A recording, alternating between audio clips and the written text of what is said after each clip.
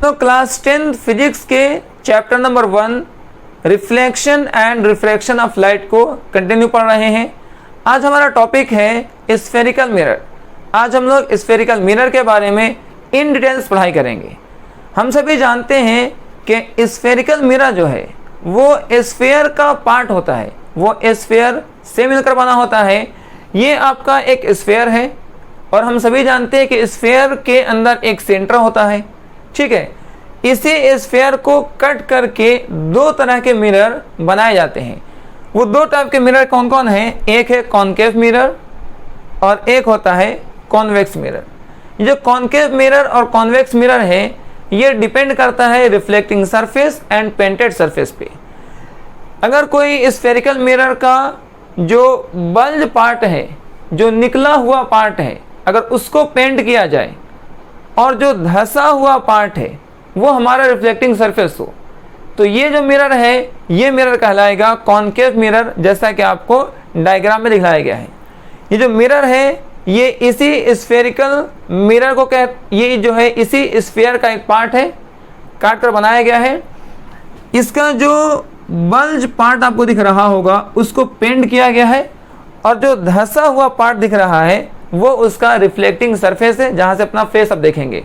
तो ऐसे मिरर को बोला जाएगा कॉनकेव मिरर। जबकि इसमें क्या देखने को मिल रहा है कि जो अंदर का पार्ट है, धंसा हुआ पार्ट, ये पेंट किया हुआ है और जो उठा हुआ पार्ट है, जो बल्ज पार्ट है, वो आपका रिफ्लेक्टिंग सरफेस है। अब इधर से फेस देखेंगे तो ये जो मिरर है आपको यहाँ दिखलाया गया है। इसमें आप देख सकते हैं कि जो धंसा हुआ पार्ट है, जो अंदर धंसा हुआ है, उसको पेंट किया गया है और जो उठा हुआ पार्ट है वहाँ से आप क्या कर रहे हैं, वहाँ से अपना फेस देख रहे हैं। ये आपका रिफ्लेक्टिंग सरफेस है, उठा हुआ पार्ट। तो इस तरह के मिरर को कॉन्वेक्स मिरर कहते हैं। तो इस तरीके से कॉनकेव मिरर और कॉन्वेक्स मिरर वो जो नेमिंग किया गया है वो डिपेंड करता है कि आपका रिफ्लेक्टिंग सरफेस और पेंटेड सरफेस कौन सा है। अगर आप फेस जो है धंसे हुए पार्ट में देखते हैं और आपका उठा हुआ पार्ट पेंटेड हो तो ये जो मिरर बनेगा कॉनकेव मिरर कहलाएगा। और अगर आप उठे हुए पार्ट से, बल्ज वाले पार्ट से अगर आप फेस देखते हैं, अगर आपका रिफ्लेक्टिंग सरफेस बल्ज वाला पार्ट है और धंसा हुआ पार्ट अगर जो है पेंट किया गया है, तो इस तरह के मिरर को बोलेंगे कॉन्वेक्स मिरर। जैसे कि एक जो है आप स्पून में ये चीज़ इजीली समझ सकते हैं। ये स्पून है, अगर आप जो है अपना फेस इस धंसे हुए पार्ट से देख रहे हैं, ये जो आपका धंसा हुआ पार्ट है, जो अंदर धंसा हुआ है, अगर इधर से अपना फेस देख रहे हैं और ये वाला जो उभरा हुआ पार्ट है, ये वाला पार्ट अगर ये आपका पेंट किया गया है, तो ये जो मिरर बन जाएगा, इस मिरर को बोलेंगे कॉनकेव मिरर। क्योंकि इसमें क्या देख रहे हैं कि आपका जो धंसा हुआ पार्ट है आप अपना फेस धंसे हुए पार्ट में देख रहे हैं, ठीक है। और जो निकला हुआ पार्ट है, ये वाला पार्ट, पीछे का पार्ट, वो आपको पेंट किया गया है। अगर ऐसे मिरर को इस्तेमाल कर रहे हैं तो ये मिरर कहलाएगा कॉनकेव मिरर। लेकिन अगर आप इसको इस्तेमाल कर रहे हैं जिसमें आप अपना फेस इधर का देख रहे हैं, उठा हुआ पार्ट से फेस देख रहे हैं और धंसा हुआ जो पार्ट है उसको पेंट कर चुके हैं, तो अगर ऐसा मिरर हो जिसमें उठा हुआ पार्ट रिफ्लेक्टिंग सरफेस हो, आप अपना फेस उठे हुए पार्ट से देख रहे हो और जो धंसा हुआ पार्ट है वो आपका अगर पेंटेड हो, तो इस तरह के मिरर को आप कहेंगे कॉन्वेक्स मिरर। तो एक स्पून जो है दोनों तरह के मिरर को आपको बता रहा है। अगर आप अंदरूनी पार्ट से धंसे हुए पार्ट में अपना फेस देखते हैं और उठा हुआ पार्ट पेंट कर देते हैं तो कहलाएगा कॉनकेव मिरर, और उल्टा कर देते हैं, उठे हुए पार्ट में अपना फेस देखते हैं और धंसे हुए पार्ट को पेंट कर देते हैं तो उसको बोला जाएगा कॉन्वेक्स मिरर। ये जो है ये आपका साइड व्यू बनाया गया है, ये दोनों ही मिरर का साइड व्यू है। इसको फ्रंट व्यू दोनों का आपको सर्कुलर दिखेगा। कैसे दिखता देखिए, ये जो आपका मिरर है अगर आप इसको इस तरह से देखते हैं, ऐसा देखेंगे, तो इस तरह से देखने पर आपको ऐसा दिखेगा, चाहे वो कॉनकेव मिरर हो या कॉन्वेक्स मिरर हो। अगर आप उसको साइड से देखेंगे तो साइड से देखने पर उसका फिगर इस तरह से बन रहा होगा। अगर मान लेते हैं कि आप ये यूज़ कर रहे हैं, ये जो आपका अंदरूनी पार्ट है, धंसा हुआ पार्ट है, अगर इधर आप फेस देख रहे हैं ऐसे और ये वाला पार्ट को पेंट कर चुके हैं तो ये आपको कॉनकेव मिरर बन जाएगा। और अगर आप उल्टा करके ऐसे फेस देखते हैं, यहाँ पर जिसमें उठा हुआ पार्ट, ये उठा हुआ पार्ट में फेस देख रहे हैं और अंदरूनी पार्ट आपका धंसा हुआ है, तो ऐसा अगर आप मिरर यूज़ कर रहे हैं तो ये मिरर कहलाएगा कॉन्वेक्स मिरर। इसको साइड से देखने पर, इधर से देखने पर आपको इस तरह का इमेज बनेगा। लेकिन अगर वही मिरर को आप इस तरह सामने से देखते हैं, ऐसा देखते हैं इस तरह से, ठीक है, फ्रंट से देखते हैं, तो फ्रंट से देखने पर ये आपको कैसा दिख रहा है, ये आपको सर्कल दिख रहा है। तो दोनों का साइड व्यू ऐसा दिखेगा और दोनों का फ्रंट व्यू आपको सर्कल दिखेगा। कोई भी मिरर हो, चाहे स्फेरिकल हो, स्फेरिकल में कॉनकेव हो या कॉन्वेक्स हो, अगर आप सामने से देख रहे हैं, फ्रंट से देख रहे हैं, तो आपको सर्कुलर दिखेगा। अब आते हैं इसके कुछ टर्म्स के बारे में समझ लेते हैं। स्फेरिकल मिरर में P, F और C क्या होता है। देखिए, ये जो मिरर था, इस मिरर का सेंटर पार्ट आपको यहाँ पर है, ठीक है, और इस सेंटर पार्ट को अगर मान लेते हैं, अब इसको इस तरीके से होल करके इसको अंदर कर देते हैं। ये जो सेंटर पार्ट है जहाँ पर इसको होल कर रहे हैं, इस पूरे मिरर के सेंटर वाले पार्ट को पोल कहा जाता है।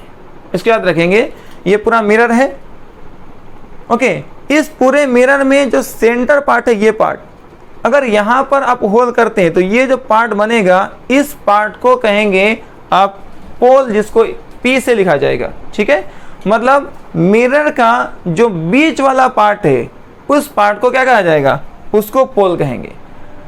इसी में अगर मान लिया जाए कि आप इसको इस तरीके से होल करके एक लाइन ड्रॉ कर देते हैं, तो ये जो लाइन बनेगा, इसको आप कहेंगे प्रिंसिपल एक्सिस कहा जाएगा। क्या बोला जाएगा, प्रिंसिपल एक्सिस कहेंगे।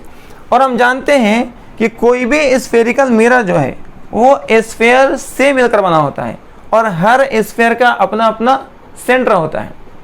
तो जो स्फेयर का सेंटर था, वही जब वो स्फेयर था तो उसको सेंटर बोलेंगे, लेकिन वही जब मिरर बन जाएगा तो उसको सेंटर ऑफ कर्वेचर कहा जाएगा। इसको याद रखेंगे, दोनों में डिफरेंस है। अगर कोई नॉर्मल सा स्फेयर है तो उसके सेंटर का नाम सेंटर है, उसके सेंटर को सेंटर कहा जाता है। लेकिन वही जब वो मिरर बन जाएगा तो अब इसको सेंटर नहीं बोला जाएगा, सेंटर ऑफ कर्वेचर बोला जाएगा, जिसको C से लिखा जाता है। ये C जो है आपको सेंटर ऑफ कर्वेचर बता रहा है। इसमें भी ये जो C है, ये सेंटर ऑफ कर्वेचर था, जबकि यही पॉइंट केवल स्फेयर के लिए सेंटर कहलाता है। तो जो स्फेयर का सेंटर है, वही जो है स्फेरिकल मिरर में सेंटर ऑफ कर्वेचर बन जाता है। एक बार फिर से रिपीट कर देते हैं, जो स्फेयर में जो सेंटर है, वही सेंटर स्फेरिकल मिरर में सेंटर ऑफ कर्वेचर बन जाता है। तो यहां पर यह है पोल, जो स्फेयर का मिड वाला पोर्शन है, बीच वाला भाग है, और ये है उसका सेंटर ऑफ कर्वेचर, ये वाला पॉइंट, ठीक है। अब दोनों को एक स्ट्रेट लाइन से जोड़ ले, या यहां से एक इनफाइनाइट लाइन क्रॉस करा दें, जो उसके पोल और उसके सेंटर ऑफ कर्वेचर को क्रॉस करती हो। एक ऐसा लाइन, जो लाइन जो है पोल और सेंटर ऑफ कर्वेचर को क्रॉस करती हो, उस लाइन को कहा जाएगा प्रिंसिपल एक्सिस बोलेंगे। क्या बोला जाएगा, उसको प्रिंसिपल एक्सिस बोलेंगे। और इन दोनों के बीच में एक पॉइंट आता है जिसको फोकस कहा जाता है। क्या बोलेंगे इसको, इसको फोकस कहा जाएगा। पोल और सेंटर ऑफ कर्वेचर के बीचों बीच एक पॉइंट है, जिस पॉइंट को फोकस कहा जाता है। अब समझते हैं फोकल लेंथ क्या होता है।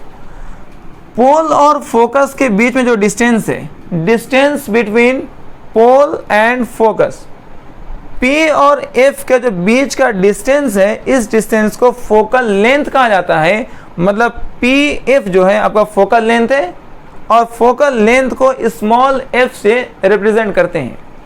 उसी तरीके से P पोल और सेंटर ऑफ कर्वेचर C, मतलब P टू C का जो डिस्टेंस है, इसको रेडियस ऑफ कर्वेचर बोलेंगे, और इसको कैपिटल R से लिखा जाता है। तो इस तरीके से आज हम लोगों ने इसके बेसिक से क्लास को करा है। जो स्फेरिकल मिरर क्लास था, इसको स्क्रीनशॉट कर लीजिए, फिर इसके नोट्स को भी आपको लिखा दिया जाएगा।